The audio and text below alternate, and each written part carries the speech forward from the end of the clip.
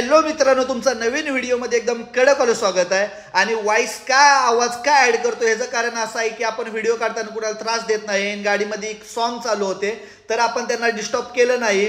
तर आज आपण चाललोय नवी मुंबईला काहीतरी नवीन धावण्याचा प्रयत्न करणार, पुढे व्हिडिओ बघत राहा।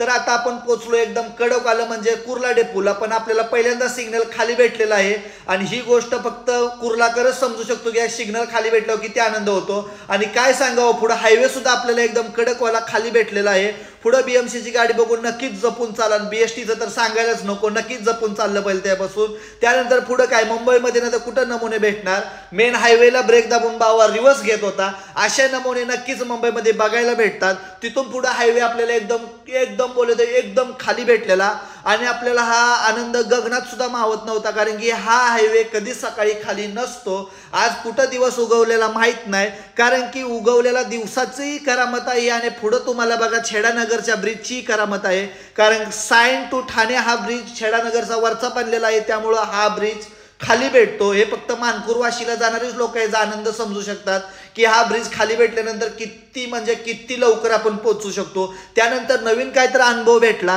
की रोडवरच ट्रॉफिक लागत नाही तर विमानाला सुद्धा हवेमध्ये ट्रॉफिक लागतं, आणि ते खरं आहे बरं का, जोक नाही मारत। पुढे बघा विमान जागेवरती उभा राहिलेलं आणि खरंच आहे। तिथून पुढे आपण लागलो शिळपट्टा रोडला, एकदम खाली तोही रोड भेटला, आनंद वेगळा गगनात मावला।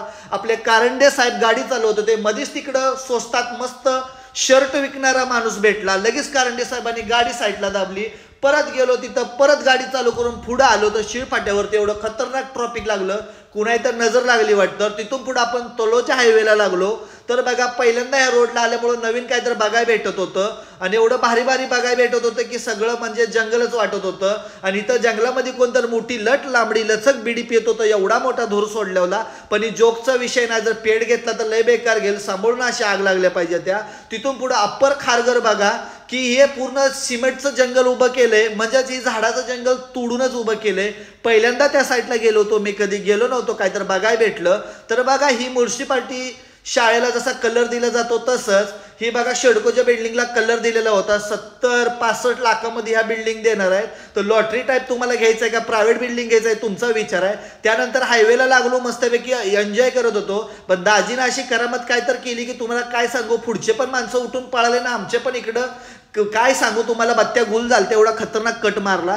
त्यानंतर दोघांचं जरा व्हिडिओ घ्यावं म्हटलं दाजीचं आणि कारंडे साहेबांचं, तर दोघांचं पाठवून जरा व्हिडिओ घेतलं। त्यानंतर निघालो डायरेक्ट उरण साईडला पनवेलवरून, एकदम गाव साईड नाही बोलायताच येणार नाही आता, कारण की तिथं सिमेंटची जंगलं आणि सिमेंटचे रोड एवढे खतरनाक झालेत ना, तुम्ही बघून म्हणसाल की नक्की मुंबईमध्ये आलोय का बाहेर कुठं आलोय।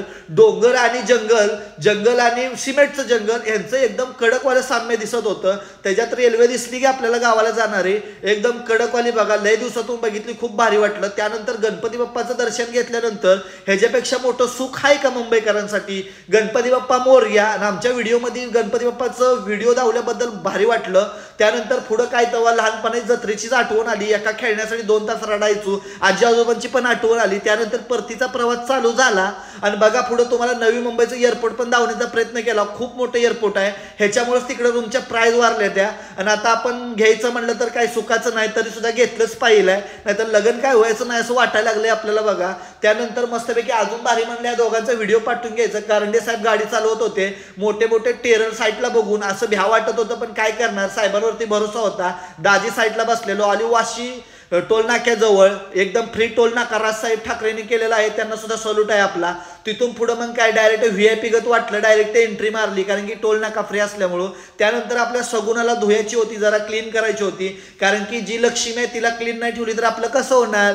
मग बघा व्हिडिओ बघून कसं वाटलं, आणि वॉइस एडिट केलं याचंही कारण तुम्हाला सांगितलेलं आहे, कारण की आपल्यामुळे कुणाला त्रास नाही झाला। पहिलं मी कुणाला गाणं बंद कर हे ते बोलत नाही, शिव्या वगैरे देतात तर मी ती बंद करा बोलत नाही, आपण वॉइस एडिट करायचं, आपलं थोडंसं इकडं तिकडं करायचं।